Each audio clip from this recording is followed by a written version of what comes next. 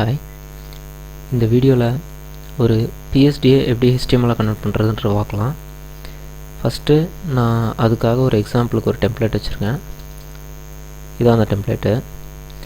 இந்த வெப்சைட்டை இந்த டெம்ப்ளேட்டை ஃபஸ்ட்டு அனலைஸ் பண்ணணும். எப்படி அனலைஸ் பண்ணுறதுனா, மொத்தம் எத்தனை செக்ஷன்ஸ் இருக்குதுன்னு சொல்லிட்டு இதை டிவிஷனாக நம்ம பிரிக்க போகிறோம்.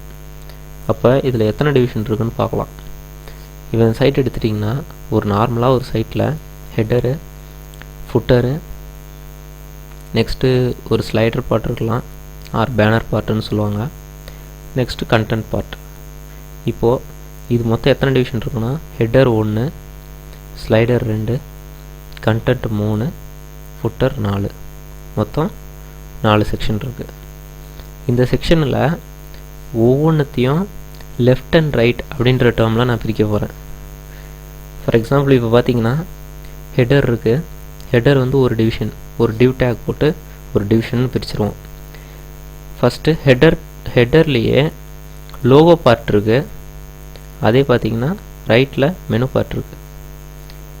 இப்போது இந்த கண்டென்ட் வந்து டைனமிக், எப்போ வேணால் மாறும் ஒரு வெப்சைட் எடுத்திங்கன்னா.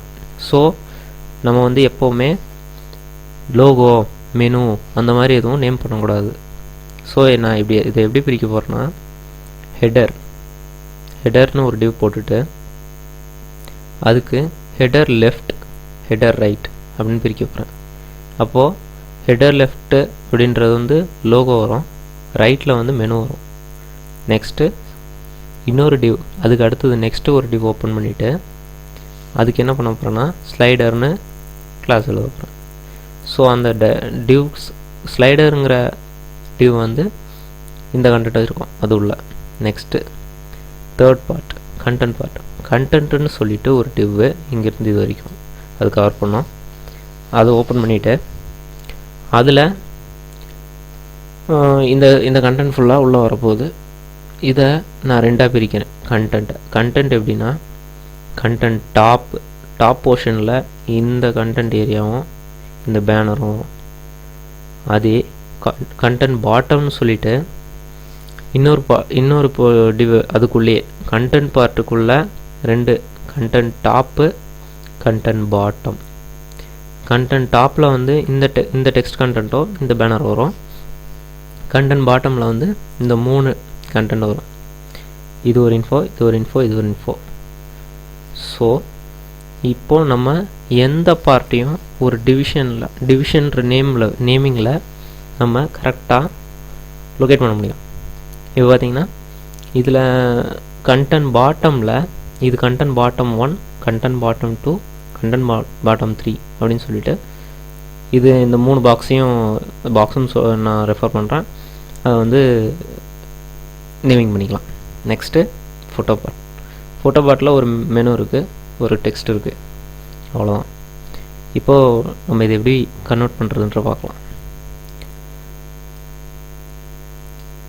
நான் இந்த டெம்ப்ளேட்டை ஃபஸ்ட்டு ஃபோட்டோஷாப்பில் ஓப்பன் பண்ணிக்கிறேன்.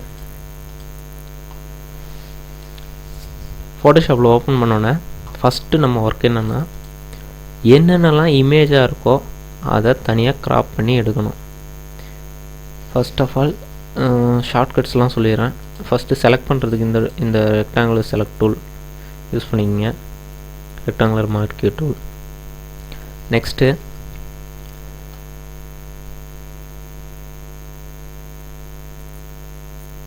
Colour picking tool. அதாவது நமக்கு ஏதாவது கலர் பேக்ரவுண்ட் என்ன கலர்னு சொல்லிட்டு சூஸ் பண்ணுறதுக்கு கலர் பிக்கிங் டூல் தேவைப்படும். நீங்கள் ஐன்னு ப்ரெஸ் பண்ணிங்கன்னா இந்த ட்ராப்பர் மாதிரி மார்க்கர் மாறிடும். இதை நீங்கள் கிளிக் பண்ணிங்கன்னா எங்கே வச்சு கிளிக் பண்ணாலும் அது என்ன கலர்னு சொல்லிட்டு இந்த இடத்துல காமிக்கும். இந்த இடத்த டபுள் கிளிக் பண்ணிங்கன்னா அந்த கலரோட கோட் கிடைக்கும். இதை நம்ம வந்து HTML கன்வர்ஷனில் யூஸ் பண்ணுவோம். நெக்ஸ்ட்டு டூல் வந்து செலக்ட் டூல். நம்ம எது வேணுமோ அதெல்லாம் செலக்ட் பண்ணிப்போம். இதுக்காக செலக்ட் டூல் யூஸ் பண்ணுவோம். நெக்ஸ்ட்டு என்ன டூல் யூஸ் பண்ணுவோன்னா,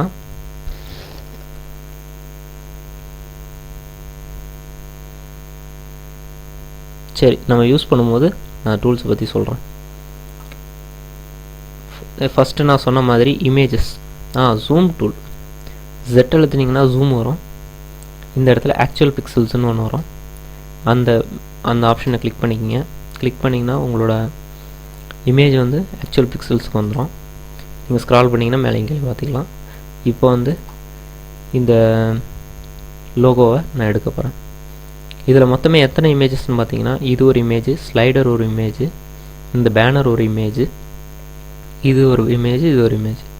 மொத்தம் 1 2 3 4 5 இமேஜஸ். ஃபைன். இப்போ ஃபஸ்ட்டு லோகோ வந்து கட் பண்ணி எடுக்கிறேன்.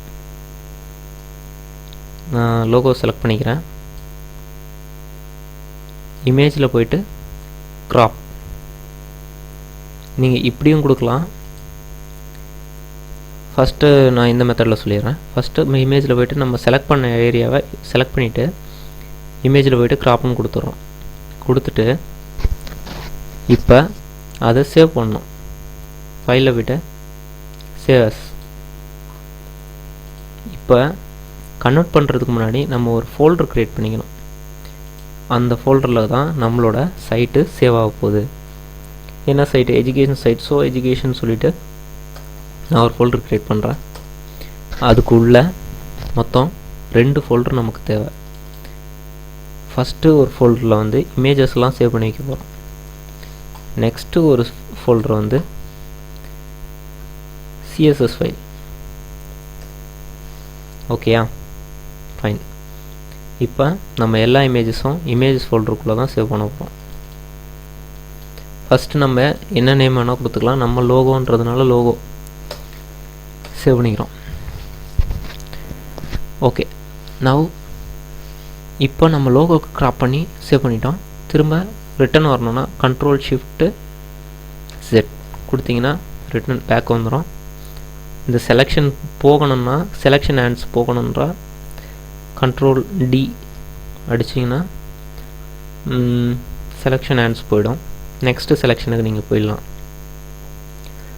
ஓகே. இப்போ ஷார்ட்கட்ஸில் சொல்கிறேன். இப்போது நம்ம ஆஸ் யூஷுவல் செலக்ட் பண்ண வேண்டிய பார்ட்டை செலக்ட் பண்ணிக்கிறோம். பண்ணிவிட்டு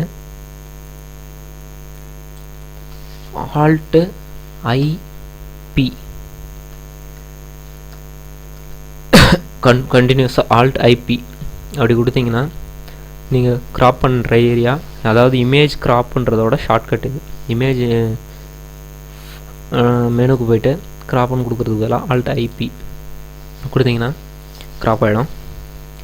அதே மாதிரி ஃபைலில் போய்ட்டு சேவஸ் கொடுக்காம Ctrl+Shift+S கொடுத்தீங்கன்னா சேவஸ் போயிடும். நான் இது ஸ்லைடர்னு நேம் பண்ணுறேன். இந்த மாதிரி ஷார்ட்கட்ஸ் யூஸ் பண்ணுறதுனால உங்களோட கன்வர்ஷன் டைமை வந்து ரெடியூஸ் பண்ணிக்கலாம். நெக்ஸ்ட்டு திரும்ப ரிட்டன் வரதுக்கு Alt+Z அண்டு பண்ணி திரும்ப பின்னாடி வந்துட்டோம். திரும்ப Ctrl+D கொடுத்தா செலெக்ஷன் ஹேண்ட்ஸ் போயிடும். நம்ம அடுத்த செலெக்ஷனுக்கு போயிடலாம். நெக்ஸ்ட் இந்த பேனரை செலக்ட் பண்ணிவிட்டு அதே மாதிரி Alt+IP கொடுத்தோன்னே இது செலக்ட் ஆகிடுச்சு, க்ராப் ஆகிடுச்சு. அப்போ Ctrl+Shift+S கொடுத்தீங்கன்னா அந்த பேனர் வரைக்கும் சேவ் ஆகிடும். திரும்ப Alt+Ctrl+Z கொடுத்தீங்கன்னா திரும்ப அண்டு Ctrl+D அதே மாதிரி செலெக்ஷன்ஸ் போயிடும். சேம் ப்ரொசீஜர் தான்.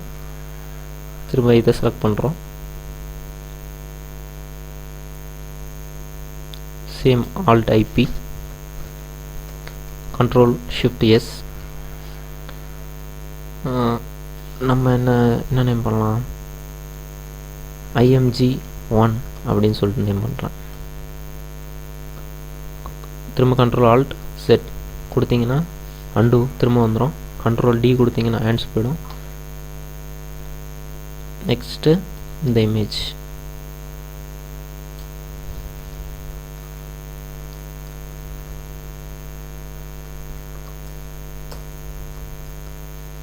ஓகே. நெக்ஸ்ட்டு தேர்டு இது ஒரு இமேஜ் இருக்குது. இந்த இமேஜும் எடுத்துக்கோங்க.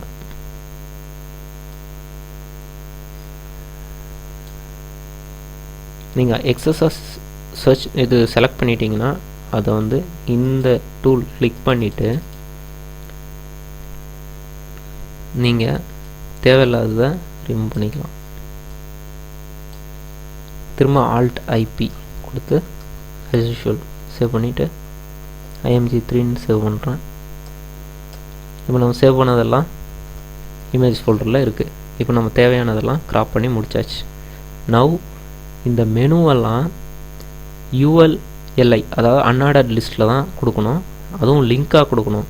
அதாவது ஏ டேக்குன்ற ஆங்கர் டேக்குள்ளே கொடுக்கணும், ஒவ்வொன்றும் தனித்தனியாக. அதே மாதிரி தான் இந்த ரீட் மோருங்கிறதும் லிங்க்கு, அதையும் லிங்க்கில் ஏ டேக்கு கூட கொடுங்க. அதுவும் இதுவும் லிங்க்கு தான். நெக்ஸ்ட்டு இதுவும் லிங்க்கு. ஸோ எது ஏ டேக்கில் கொடுக்கணும் பார்த்துங்க. நெக்ஸ்ட்டு இது டெக்ஸ்ட்டு ஒரு பேராகிராஃப். ஸோ பேராகிராஃப் டேக்கில் கொடுக்கணும், பி டேக் அதுக்குள்ளே கொடுக்கணும். நெக்ஸ்ட்டு காமனாக அட்ரிபியூட்ஸாக என்னென்ன இருக்குதுன்னு பார்த்தோன்னா லிங்க்குக்கெல்லாம் ஒரு கலர் காமனாக மெயின்டைன் பண்ணியிருக்காங்க. ஸோ நம்ம கண்டென்ட் டிவுக்குள்ளே வர லிங்க்குக்கு ஒரு கலர்னு கொடுத்துட்டிங்கன்னா நீங்கள் தனித்தனியாக ஒவ்வொன்றுத்துக்கும் லிங்க்குக்கு கலர் கொடுக்க தேவையில்லை. அதே மாதிரி தான் காமனாக welcome to our site, about our site, about course, news and events. So இந்த மூணுத்துக்கும் இந்த நாலுத்துக்கும் வந்து ஒரே கலர் தான், ஒரே ஃபாண்ட் சைஸ் தான். ஸோ இதை ஹெட்டிங் டேக்காக H1 H2 அந்த மாதிரி ஏதாவது ஒரு ஹெட்டிங் டேக்குள்ளே போட்டுட்டு அந்த கண்டென்ட்டில் உள்ளே வர ஹெட்டிங்க்கு இல்லைன்னா நார்மலாக ஹெட்டிங்க்கு நீங்கள் வந்து அந்த டேக்கு மட்டும் தனியாக கலர் ஸ்பெசிஃபை பண்ணிங்கன்னா நீங்கள் ஒவ்வொரு இடத்துலையும் பண்ண தேவையில்லை. ஸோ உங்களுக்கு டைம் சேவ் ஆகும். அதே மாதிரி தான் பேராகிராஃப் டேக்கு எல்லாத்துக்கும் ஒரே மாதிரி தான் இருக்குது. ஸோ அதோட ஃபாண்ட் சைஸு, ஃபாண்ட் ஃபேமிலி எல்லாமே காமனாக பி டேக் வந்து இப்படி தான் இருக்கும், ஏ டேக் வந்து இப்படி தான் இருக்கும், ஸ்ட்ராங் இதை வந்து ஸ்ட்ராங்கில் கொடுக்கலாம், ஸ்ட்ராங் வந்து இப்படி தான் இருக்கும், H1 H2 இது மாதிரி தான் இருக்கும். அந்த மாதிரி நம்ம காமனாக ஸ்டைல் ஸ்பெசிஃபை பண்ணுறதுனால நிறைய டைம் மிச்சமாகும். அதே மாதிரி ஃப்யூச்சரில் ஒரு ஆல்ட்ரேஷன் வந்ததுன்னா நீங்கள் ஒரே ஒரு இடத்துல சேஞ்ச் பண்ணால் போதும், எல்லா இடத்துலையும் எஃபெக்ட் ஆகிடும். ஸோ இப்போது நம்ம இந்த வீடியோவில் எப்படி ஒரு டெம்ப்ளேட்டை இமேஜஸாக க்ராப் பண்ணிவிட்டு நம்மளோட சைட்டுக்கு என்னென்னலாம் தேவையானதை எடுத்து கிராஸ் பண்ணிட்டோம், எப்படிலாம் பிரிக்கணுன்றதை பார்த்தோம். நெக்ஸ்ட் வீடியோவில் இது எப்படி HTML கோட் பண்ணி இதை ஒரு சைட்டாக மாற்றுறதுன்றதை சொல்கிறேன். தேங்க்யூ.